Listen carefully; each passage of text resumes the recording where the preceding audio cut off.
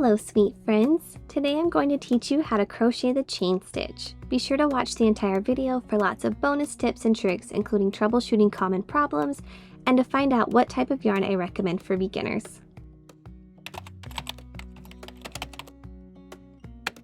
First step is to make a slip knot however is most comfortable to you. An easy method I like to use is to make a loop.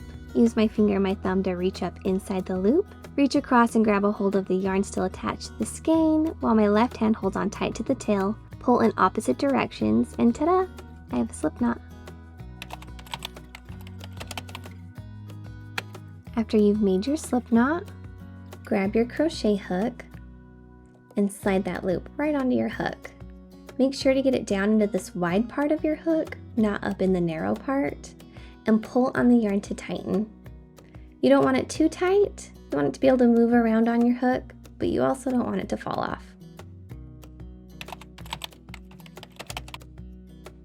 Next up, you need to decide how you are going to hold the yarn in your left hand. There's absolutely no wrong way to hold the yarn here, so feel free to experiment around and find what's most comfortable to you. In case you need a few ideas though, here are some options to help get you started.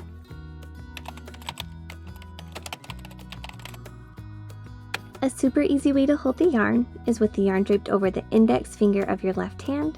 So drape the yarn over your index finger and underneath the rest of your fingers. While you're crocheting, you can slightly pinch together your index and middle finger together to help control your yarn.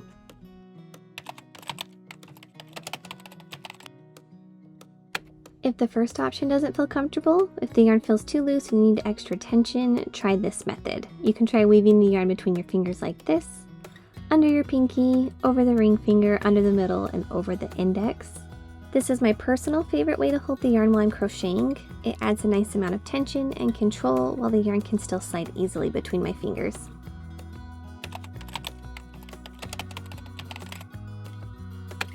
Another option you can try is to wrap the yarn around your pinky finger and then drape it over your index finger. So take the yarn, wrap around your pinky, and then take your index finger and put the yarn on top of that. If you like the feeling of the yarn just draped over your index finger, but you need a little bit extra grip while you're crocheting, this could be a great option for you. Okay, let's crochet the chain stitch. So, hold the yarn however is most comfortable to you. Take your left hand and hold onto the tail of yarn right underneath that slip knot. Gives your hand something to anchor to. Take your crochet hook and you are going to scoop down underneath the yarn. Scoop down underneath. It's almost as if you're pushing the yarn away with your crochet hook. So scoop down underneath and then turn your hook to face you. And you are going to notice that yarn is wrapped around your crochet hook. This is called yarning over in crochet terms, something good to know. Take your hook and twist it so that it's facing down, and then pull your hook through that loop. There's your very first chain.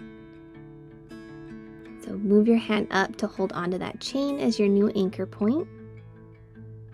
Take your crochet hook and scoop down underneath the yarn. Push it away from you. Turn your hook to face you, yarning over. Once your yarn is hooked, turn your hook facing down and pull it through the loop. And there's your second chain. Move your left hand up to hold onto that newest chain as your new anchor point. Take your crochet hook, scoop down underneath the yarn, pushing it away from you just a little. Turn your crochet hook to face you. Hook the yarn. Turn your hook to face down. And one other trick is with your left hand here. If you pull down on these chain stitches, you'll notice that it opens up the loop on your hook. So while you're pulling your hook through the loop, pull down on these chains, and it will help your hook slide through so much easier. After you've had some practice, you won't need to move your left hand up to the top chain every single time, but I do definitely recommend keeping your fingers as close to that top chain as possible. It just helps you control the yarn so much easier. This is the front of your chain. You can tell it's the front because each of these chain stitches almost form a little V at the bottom. And if you flip your chain over on the back, this is actually why it's called a chain. It looks just like a chain link, and I think that's so cool. These bumps you see along the back, they're called the back bumps of the chain.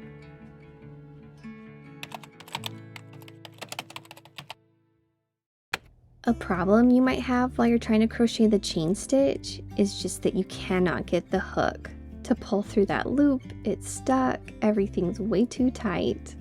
So the first thing you need to do is relax your hand, maybe try a different way to hold the yarn to see if that helps. Once you have a looser tension, another thing you can try is that trick that I taught you where you grab a hold of the top chain and pull down to open up the loop. Pull down just a little, just enough for your hook to be able to slide through. Another thing that could be causing your stitches to be way too tight is that you are working all of your stitches up on this narrow part of your crochet hook. So if you keep everything just only at the very tip of your crochet hook, and you never allow the yarn to slide down to the wide part of your hook, it'll never open up the loop wide enough for the hook to pass through. So an easy fix is just to make sure that the loop slides all the way to the wide part of your hook every time you make a new stitch. An opposite problem you might face is that your chain stitches are just way too loose and way too big.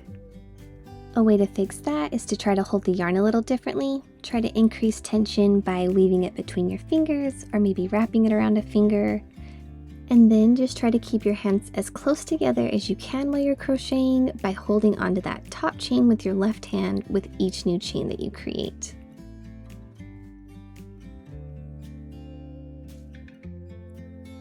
These two tricks, plus a little bit of practice, should help make your chain stitches be a better size.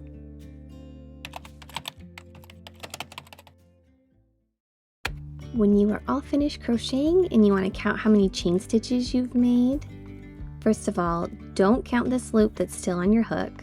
This loop right here that's on the hook doesn't count.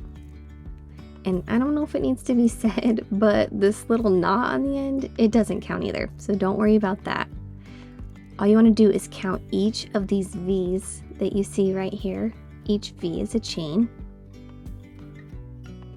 But what I like to do is just count these loops that I see along the side. That's easier for me. So 1, 2, 3, 4, 5, 6, 7, 8, 9, 10. 10 chain stitches.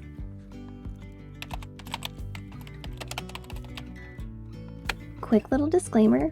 I am using super chunky wool yarn for this tutorial just because I love how it looks. The stitches are so big and exaggerated, and it makes it really easy for beginners to see what's going on in these tutorials. But I wouldn't use this yarn as a beginner because it is not at all forgiving for when you need to undo stitches because it has a chance of tearing. So definitely don't use wool yarn as a beginner. Instead, I would use something that's just cheap, inexpensive, as long as it's a smooth yarn, light colored in a worsted or bulky weight, which is a weight 4 or 5 if you look at the label. I'll show you here in just a second. But as long as you have a light color that's easy on the eyes, like a neutral or a pastel, that way you can see the stitch definition really easy while you're crocheting. If you look at the label here, it says it's a weight 4 yarn. And if you don't know what size of crochet hook to use, just check out the label and it's got a crochet hook size recommendation right on the label. Feel free to use any kind of yarn that makes you happy. I just would recommend for beginners, make sure that it's one solid color, a lighter color so it's easier to see the stitch definition, and as long as the yarn is smooth, you're good to go. If you found this video helpful, please give it a like, and be sure to check out this playlist of more crochet tutorials I've made. Thank you for watching. Truly appreciate and love you so much. Happy making, and I'll see you in the next video.